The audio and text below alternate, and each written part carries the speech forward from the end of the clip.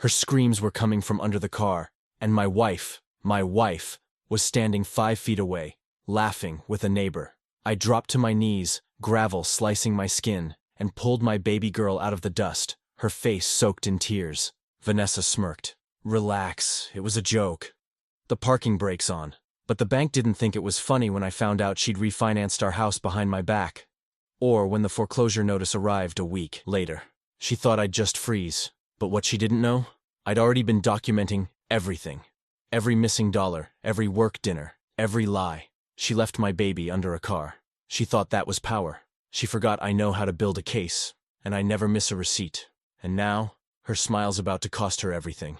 You're not ready for what I found next. My name is Jason Keegan, and I'm 45 years old. I spend my days balancing a steady career with caring for my infant daughter Emily in our modest suburban home.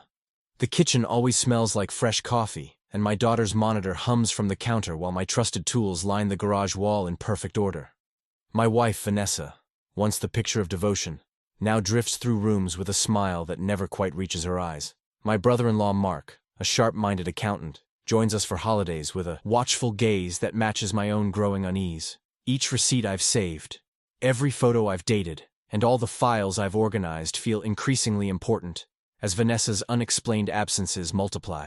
Above all else, I've sworn to protect Emily, even as something dangerous builds within these walls. But let me start from the beginning. The late August sun was sinking when I pulled into our driveway after work. I'd been thinking about Emily all day, imagining her giggles during our evening routine. But the sound that hit me wasn't a giggle. It was a muffled, desperate cry that made my blood run cold. I killed the engine, trying to place where it was coming from. There was Vanessa on the front lawn, chatting with Linda from next door, both of them laughing about something. But that cry, it was coming from under my car. "Everything okay?" I called out, my voice tight. Vanessa waved dismissively. "Oh, it's nothing?" Nothing? That cry sliced through me again, small and terrified and wrong. I dropped to my knees on the gravel, not caring about my work slacks, and pressed my cheek to the pavement. There, wedged beneath the front bumper, was Emily's car seat, with her strapped inside it. My hands shook as I reached under, scraping my knuckles raw against the chassis. "Hold on, sweetheart," I whispered, easing the seat out inch by careful inch. Emily's face was streaked with tears and dust, her tiny chest heaving with sobs. "What the hell is this?" I demanded, clutching Emily to my chest. Her heart was racing against my palm. Vanessa rolled her eyes, still grinning. "Just a prank, Jason. You should have seen your face. Linda, tell him how funny it was." Linda shifted uncomfortably, suddenly very interested in her phone. "I should get going," she mumbled, hurrying across her lawn. "You know that moment when your whole world shifts? When something you thought you knew turns out to be completely wrong?" That's what hit me as I stood there, feeling Emily trembling against me while Vanessa laughed like fear was the funniest thing she'd ever seen.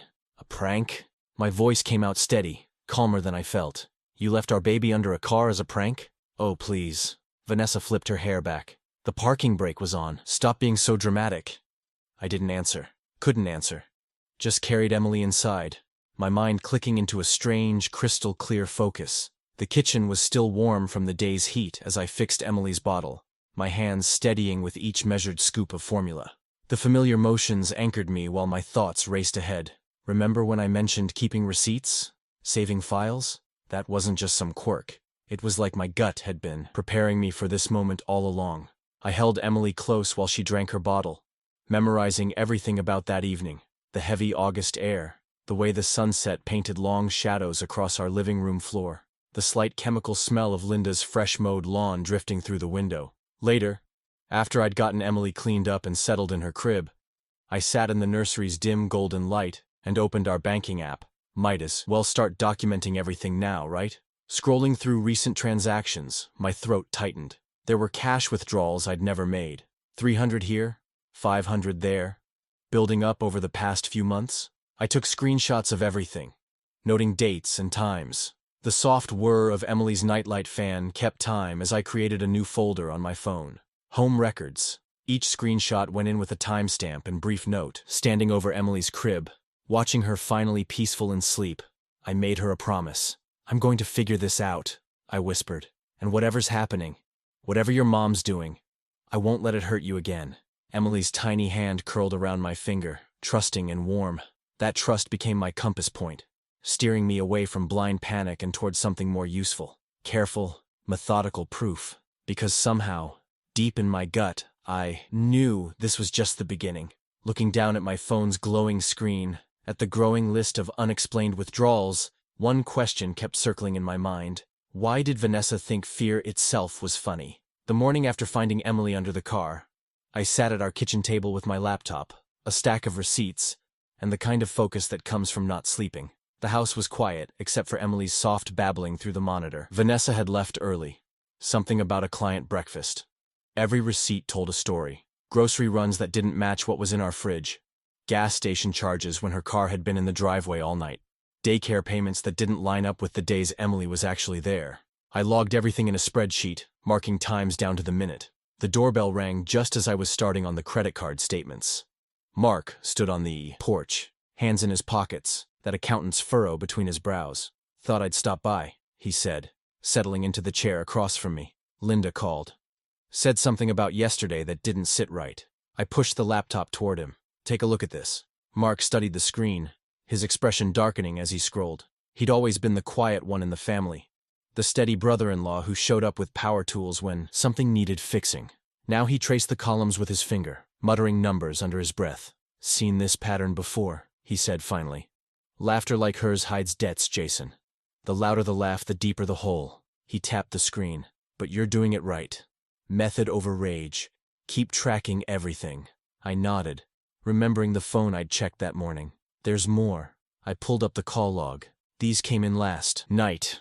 1:13 a.m., 2:41 a.m. No names, just numbers." "Screenshot those," Mark said. "Every single one." Vanessa breezed in around lunch, all bright smile and designer perfume. She kissed the air near my cheek, scooped up Emily for a quick hug. "You're still not upset about yesterday, are you?" She rolled her eyes when I mentioned the withdrawals. "Honey, you're being oversensitive. You know how work gets. Sometimes I need cash for client lunches." I kept my face neutral, watching her set Emily down and drift toward the stairs. As soon as she was gone, I started photographing bank statements, creating a locked folder labeled Home Office on my phone. That afternoon, I made a calendar. Red dots for Vanessa's work nights, blue dots for ATM withdrawals, green for unexplained absences. The pattern jumped out like a neon sign. Money vanishing every time she claimed to be in meetings. Remember what I said about gut feelings? Mine was screaming now. The mail thud at noon brought a fat envelope with our mortgage servicer's logo. I set it aside, something nagging at my memory. That's when I noticed the kitchen drawer wasn't quite closed. Inside, buried under takeout menus and expired coupons, I found a refinance brochure. The paper was creased, well handled, and there in the margin, in Vanessa's unmistakable looping handwriting, "Call Solo app, higher limit." My hands went cold. Solo application? Higher limit? I spread the brochure on the counter, studying Vanessa's initials on every page. The same swirling VK that used to look elegant now felt like barbed wire across my chest. The fat envelope from the mortgage company suddenly weighed a ton in my hands. I didn't need to open it to know what it meant. Vanessa had refinanced our home, the home we'd bought together, the home where Emily took her first steps, and she'd done it without a word to me. My fingers traced the servicer's logo as questions hammered through my mind. What else had Vanessa signed without my consent? How many other secrets were hidden in drawers, buried under the ordinary debris of our life? I climbed the stairs slowly, each step feeling heavier than the last. Our bedroom desk, the one where I used to pay bills while watching Emily's first attempts at crawling on the floor beside me, waited like a witness stand. The refinance brochure crinkled in my grip as I settled into the chair. My old habit of keeping every financial document suddenly felt less like paranoia and more like prophecy. I pulled up our original loan documents on my laptop, the ones with both our signatures, the ones that marked our fresh start. You ever notice how numbers have a way of cutting through lies? They don't care about excuses or pretty smiles. They just sit there, telling their brutal truth. The loan account numbers stared back at me from both screens, the original and the refinance. Perfect matches, like twin accusations. My throat went dry as I pulled up the county property records website, fingers moving on autopilot through the search fields. There it was, our address, our home. But where two names should have been, only Vanessa's floated on the refinance line. Her signature, that familiar looping scrawl, sat alone on the document like a declaration of war.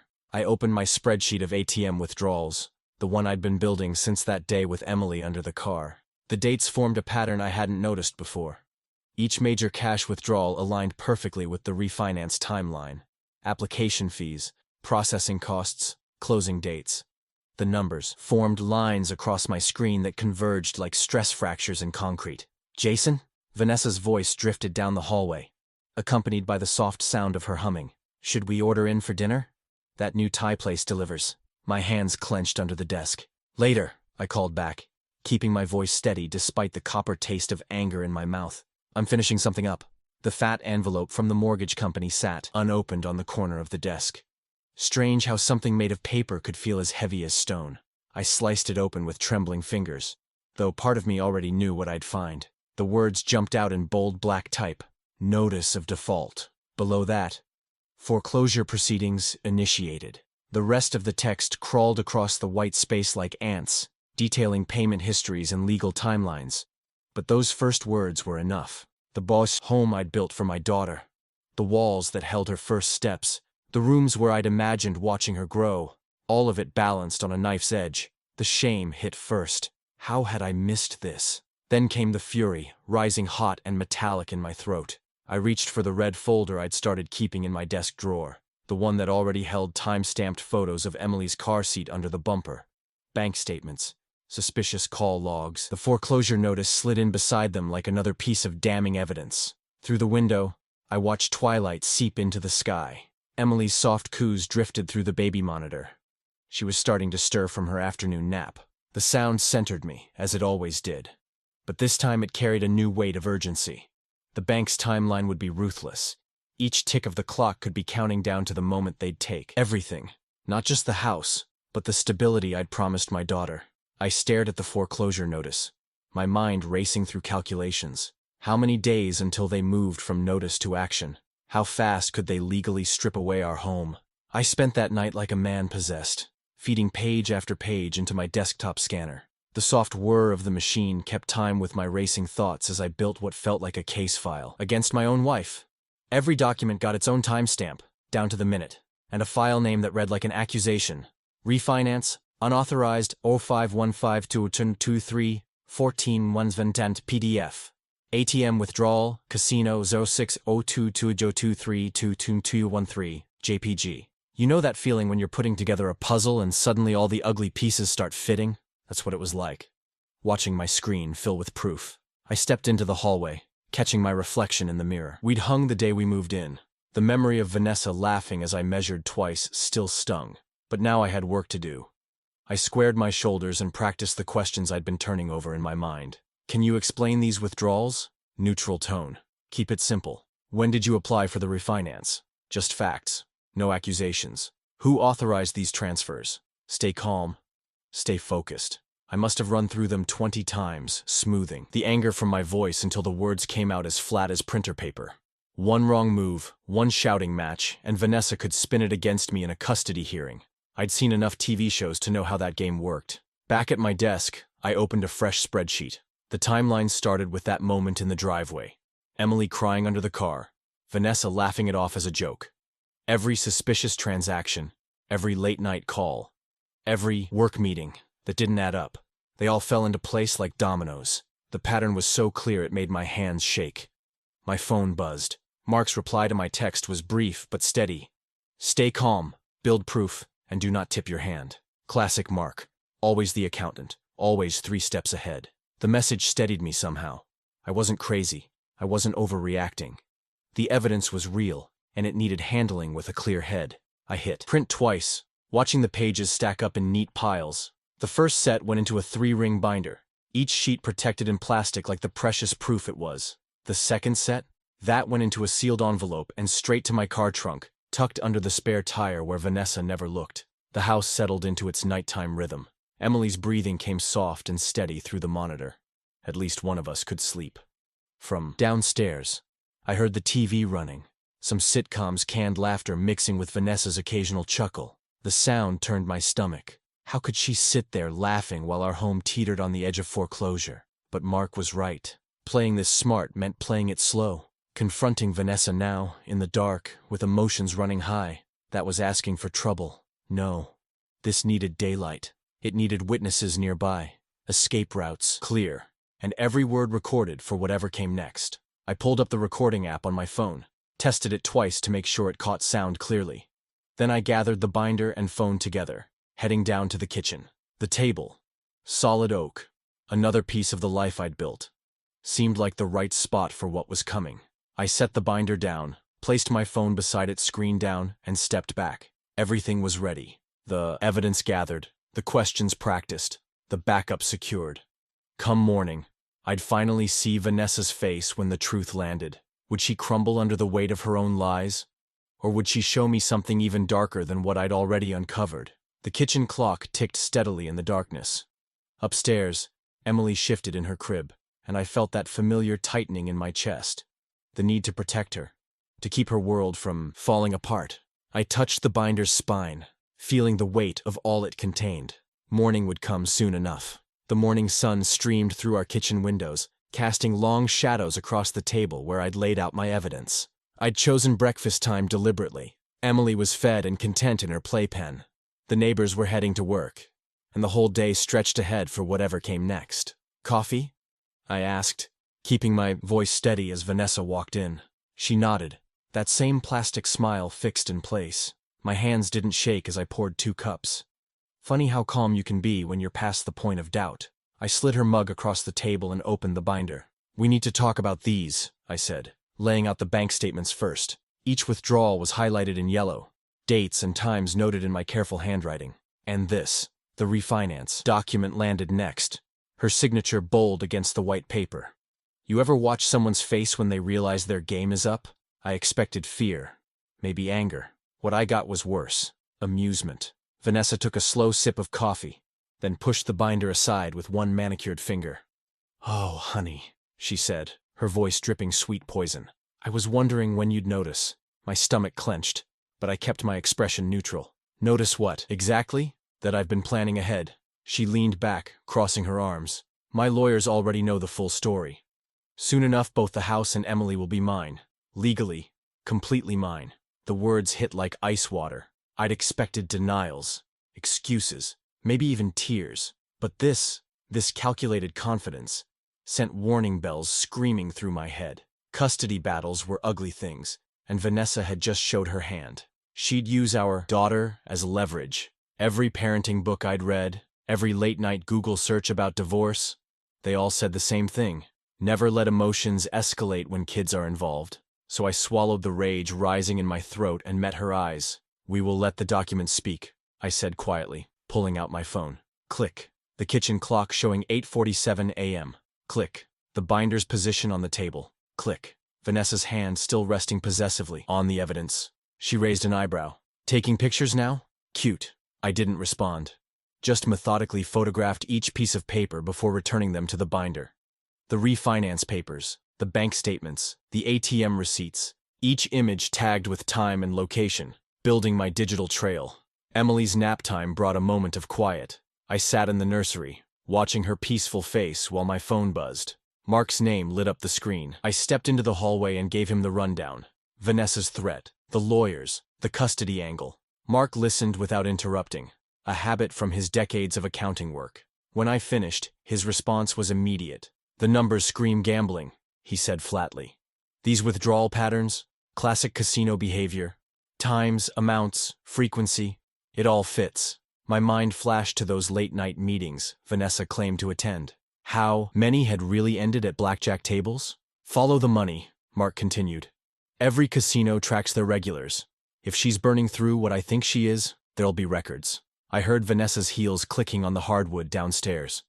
Thanks, I whispered. I'll dig. Stay smart, Mark said before hanging up. Stay quiet. Vanessa appeared in the doorway just as I pocketed my phone. Chinese for dinner? She asked, as if our morning conversation had never happened. I shrugged, keeping my voice carefully neutral. Whatever you want. She smiled that empty smile again and grabbed her purse. Don't wait up. Work dinner. I watched through the window as she backed out of the driveway, waited until her taillights disappeared around the corner. Then I opened my laptop and pulled up the casino websites, starting with the closest ones first. Everything in me wanted to rage, to scream, to demand answers. But Emily's soft breathing from the next room reminded me what was really at stake. This wasn't about winning an argument anymore. This was about protecting our daughter from whatever storm Vanessa had set in motion. The next morning, I met Mark at his office downtown. You know those moments when everything starts clicking into place? When all those little details you've been gathering suddenly form a picture so clear it takes your breath away? That's what happened as we hunched over his desk, staring at twin monitors glowing with spreadsheets. "Look at this cluster," Mark said, highlighting a string of ATM locations, all within 2 blocks of Royal Stars Casino. His mouse circled the pattern. "And here's your timeline of Vanessa's work meetings." He pulled up another spreadsheet. Perfect overlap. I leaned in closer, watching as he filtered the data. The sight of those neat columns made my hands steady. Funny how numbers can do that. Give you solid ground when everything else is shaking. "Cash advances started small," Mark continued, scrolling through the transactions. 200 here, 300 there. "But look at October." He tapped the screen. "Suddenly it's thousands." Classic escalation pattern. The office smelled like coffee and printer toner, reminding me of simpler days when the worst problem was a paper jam. "I need copies of everything," I said. "Bank statements, ATM locations, all of it. Already on it." Mark's printer hummed to life. "But Jason?" He swiveled in his chair to face me. "These cash advance fees are brutal. And these minimum payments?" His pen circled numbers that made my stomach turn. "She's drowning. People this deep, they get desperate. Remember what I said about documenting everything? Well, that afternoon I walked right into Royal Stars Casino, bold as brass. Bought myself a soda, took my time looking around. Made mental notes of every security camera I could spot. Over the cage, above the tables, scanning the slots. The kind of details lawyers love when writing subpoenas. Back home, I spread everything across my desk. Bank statements, ATM maps, the refinance paperwork, that damn foreclosure notice. Built a timeline connecting every dot, from the day she left our baby under the car to the latest casino withdrawal. The truth laid out in black and white, no emotion, just facts. That's when I heard the mail truck. You know that sound? The metal box clang that usually means bills or junk? This time it brought certified mail. 3 weeks. They'd given us 3 weeks until the foreclosure hearing. I remember standing in the kitchen staring at our corkboard, the one with Emily's, doctor appointments and grocery lists. Pinned a calendar right in the center and marked the hearing date with a red X, 21 days to save our home. The TV laughed from the living room. One of those sitcoms Vanessa loved watching. Her own laughter followed, carefree, like our life wasn't crumbling around us. I stood there, listening to that sound bounce off the walls, watching the second-hand tick on our kitchen clock. Mark's evidence was solid. The gambling pattern was clear as day. But would it be enough? Courts move slow, and 3 weeks isn't much time to build a case that could stop a foreclosure and protect my custody rights. I pulled out my phone and snapped a picture of the calendar, the red X stark against the white squares. Added it to my growing file of proof. In the living room, another laugh track rolled. The sound of it made my skin crawl. You ever notice how time feels different when you're racing against it? Those 21 days looked like nothing on that calendar. But with every piece of evidence we'd gathered, every documented lie, every tracked withdrawal, maybe, just maybe, we had a chance to beat that red X. I heard Emily stirring through the baby monitor, her little wake-up sounds pulling me back to what mattered most. The papers could wait. Right now, my daughter needed her bottle. And that was one thing I could still control. 2 nights later, I sat at my desk, staring at a frozen bank portal screen.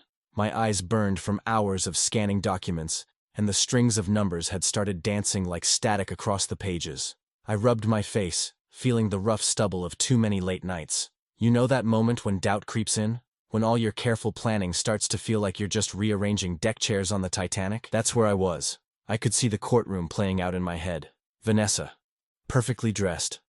That winning smile she'd used to charm everyone from bank tellers to my own family. She'd spin a story about a hardworking mom trying to keep things together while I obsessed over receipts and timestamps. The judge would nod, maybe even smile back.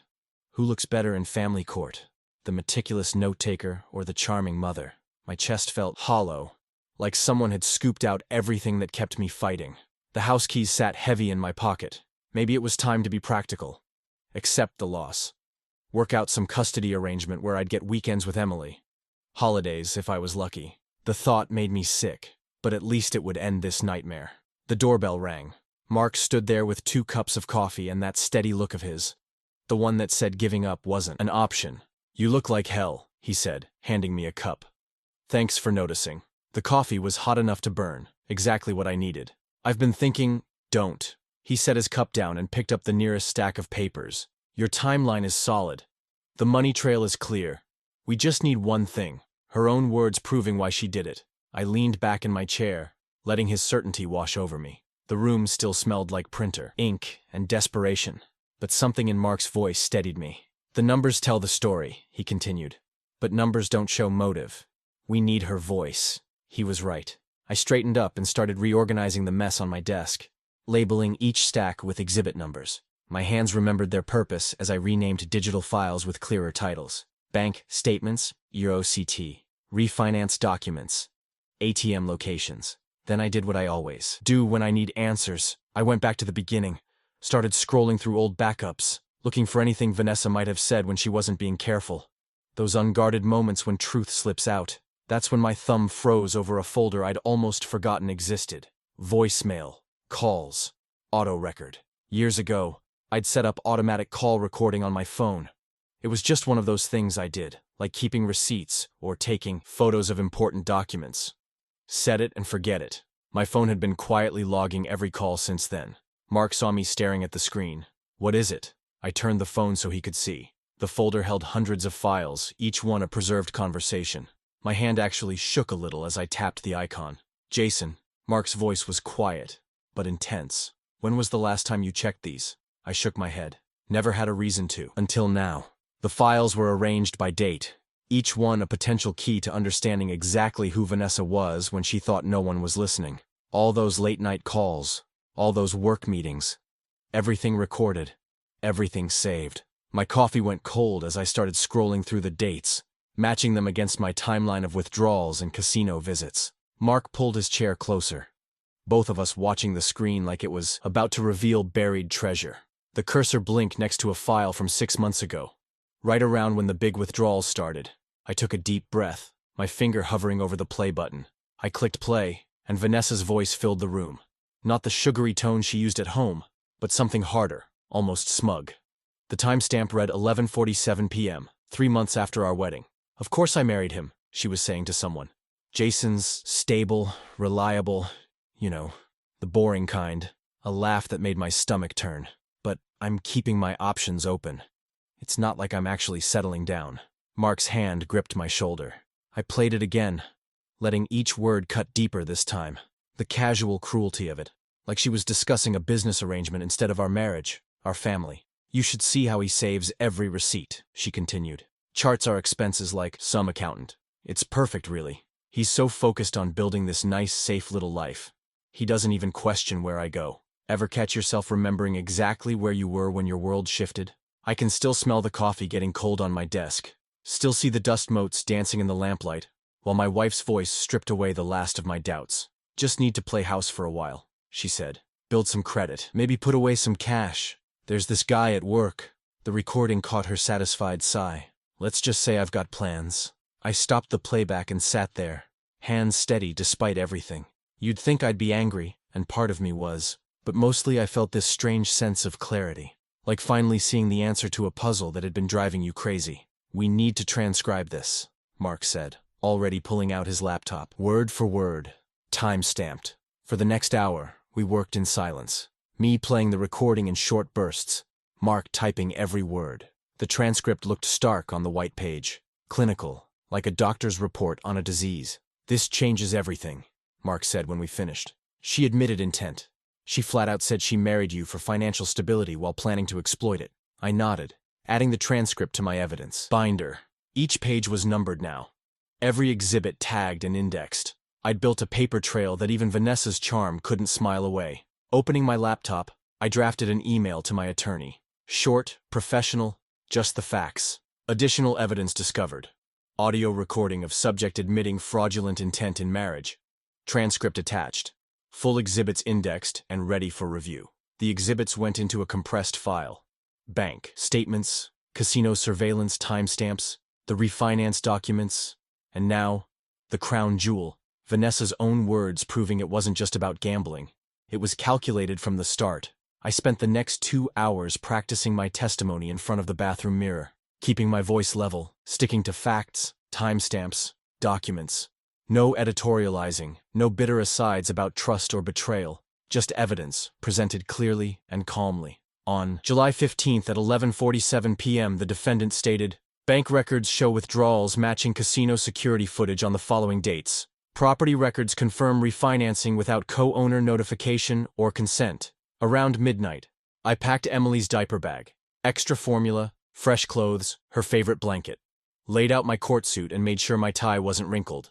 The evidence binder sat ready by the door, with my phone, now a digital smoking gun, charging beside it. Emily stirred in her crib around 2 a.m. I stood there watching her sleep, her tiny chest rising and falling in that peaceful rhythm that always centered me. The moonlight caught her face just right, and for a moment, I saw past tomorrow's battle to the future we'd build. Just the two of us, in our home, safe and sound. The alarm went off at 6.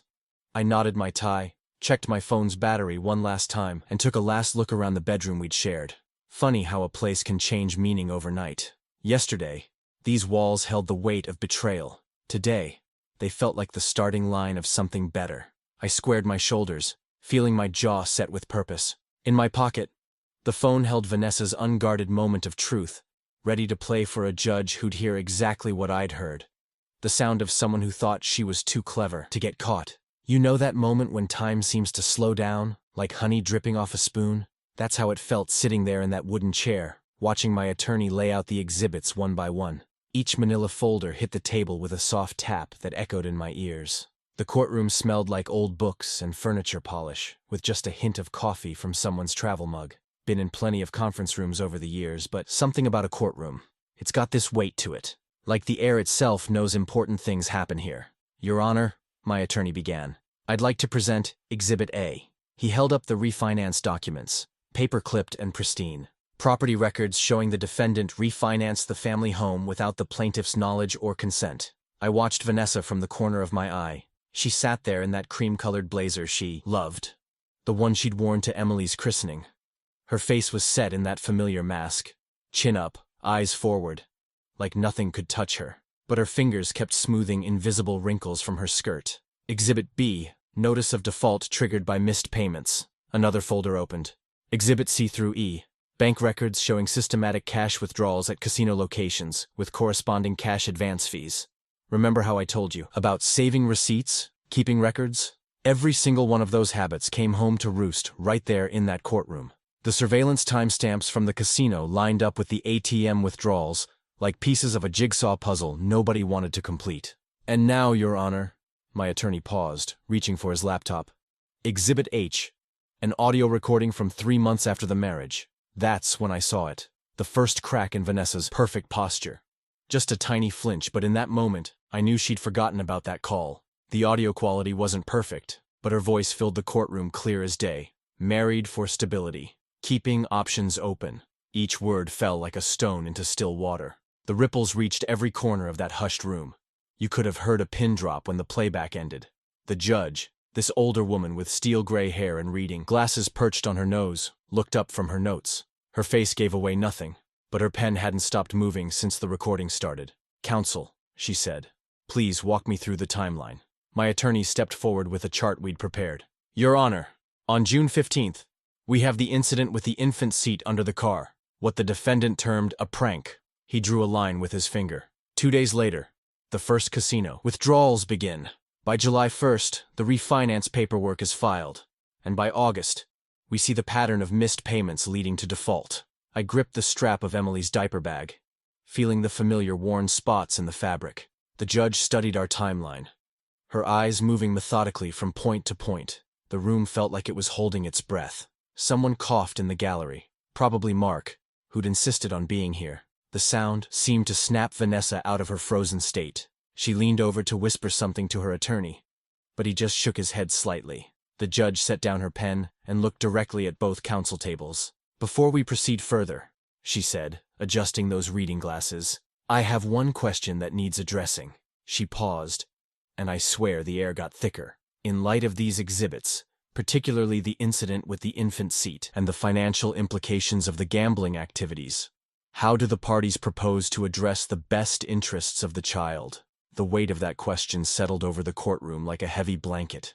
I clutched Emily's diaper bag tighter, feeling her spare pacifier through the fabric. Everything, the house, the money, all of it, suddenly felt small compared to that one crucial point. I glanced at Vanessa again. For the first time since this all began.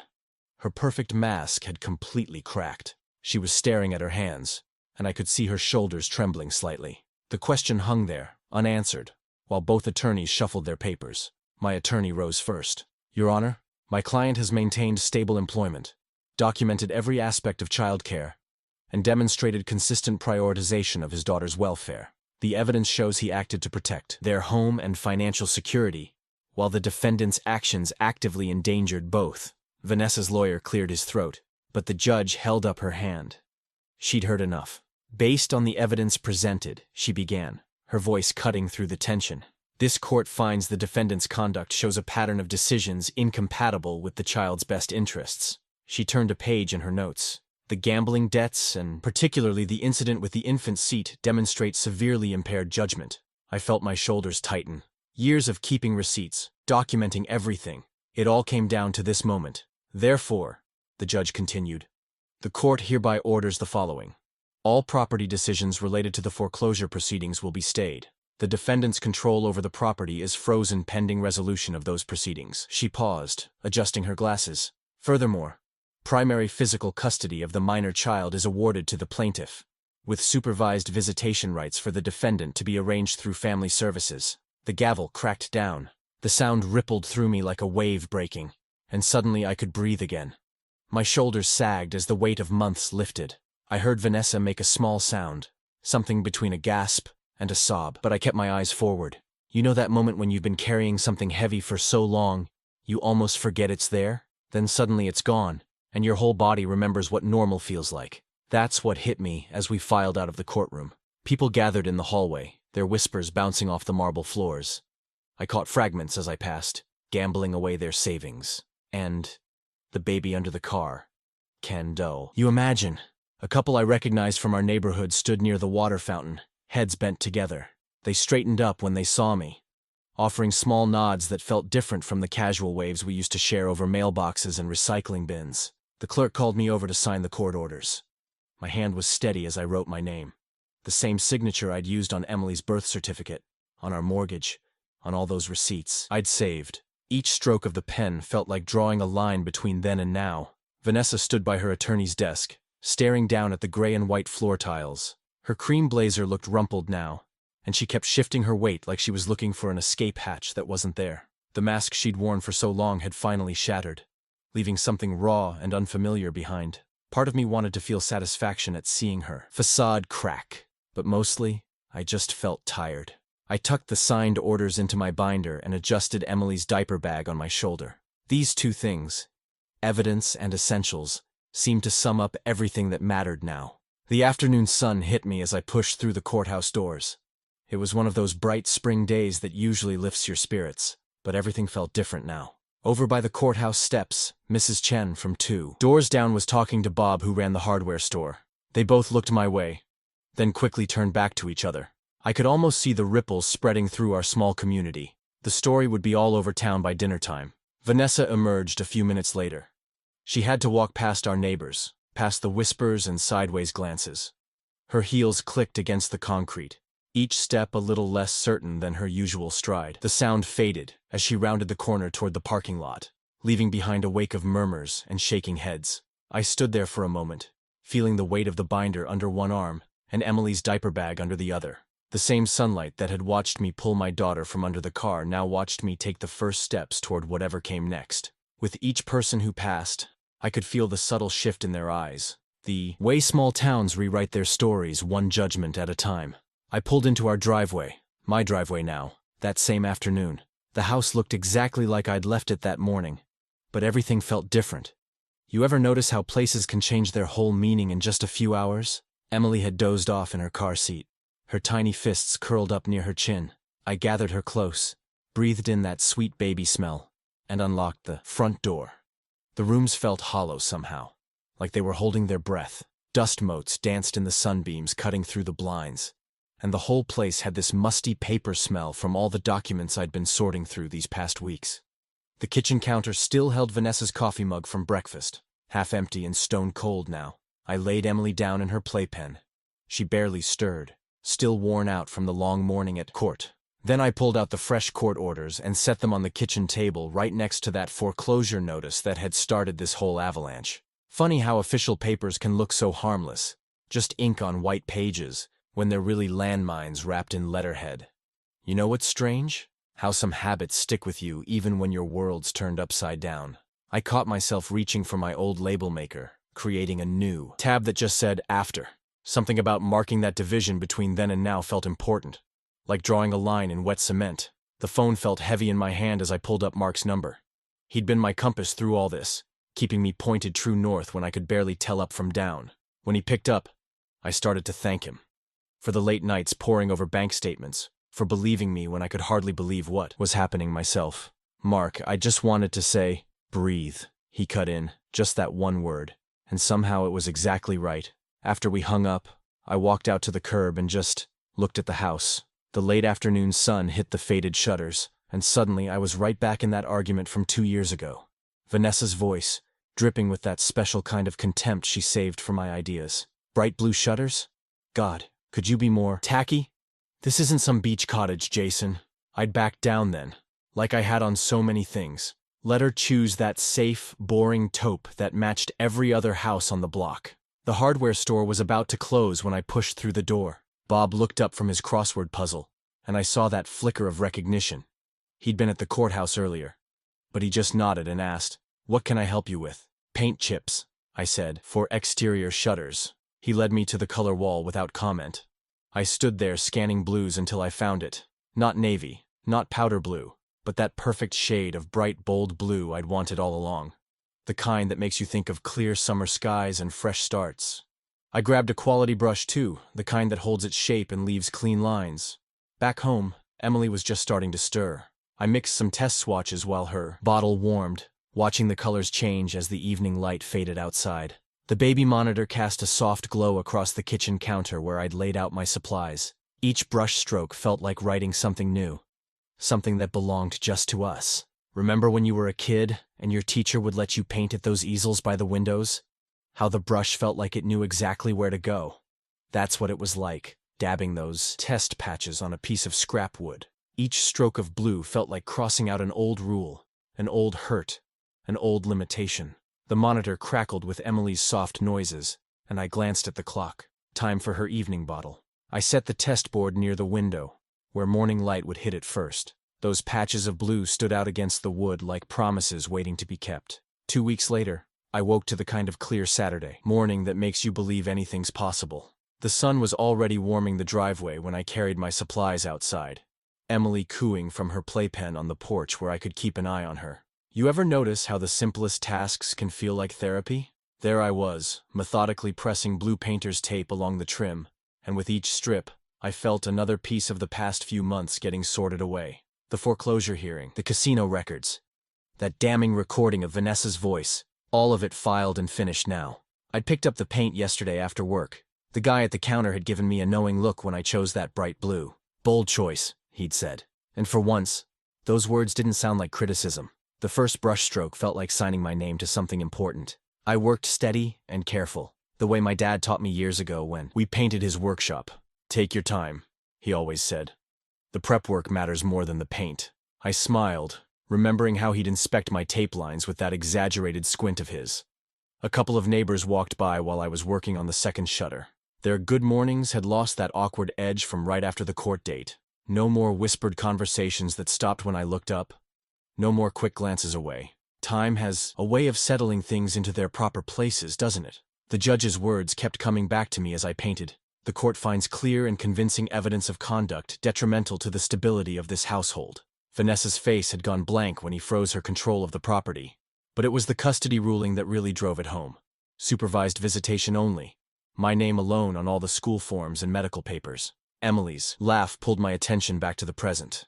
She was watching a butterfly dance past her playpen, those little hands reaching up like she could catch sunbeams. The sound of her happiness hit me right in the chest, pure and clean, without a trace of all the ugly things that had led us here. I dipped my brush again, thinking about how Vanessa's reputation had crumbled in our small community. No more invites to book club, no more coffee dates with the other young moms. The story had spread like spilled wine. The casino trips, the refinance scheme, that chilling prank with the baby under the car. Sometimes the truth doesn't need any help doing its work. Around noon, Mark drove by and honked twice. Our signal that meant looking good. He'd been right about everything. Document everything. Stay calm. Let the evidence speak. The blue paint gleamed in the midday sun, almost dry now. When I finished the last shutter, I just stood there for a minute, brush dripping slightly. The house felt different, like it could breathe again, if that makes any sense. All those nights of checking bank statements, building the timeline, preparing exhibits, they felt far away now. Sealed up in that binder I'd put on the top shelf of my home office, I wiped a streak of paint off my wrist and lifted Emily up to see the finished work. She pressed her tiny fingers against the window glass, framed perfectly by that bright blue square. "That's our color," I told her softly. "The one we chose." Walking back to the curb, I took in the whole picture. The shutters stood out proud and clean against the siding. Exactly the shade Vanessa had called tacky, with that dismissive laugh of hers. But looking at them now, they were everything I'd imagined. Bold, honest, unafraid to be exactly what they were. I picked Emily up from her playpen and held her close, breathing in that sweet baby shampoo smell. The cabinet in my office clicked shut on the past. All the evidence, all the ugly truths, all the careful documentation. Safely filed away, but never forgotten. Standing there with my daughter, watching our bright blue shutters shine in the sun, I felt the full weight of an old saying my grandfather used to love. A man's pride. Lives where truth stands tallest.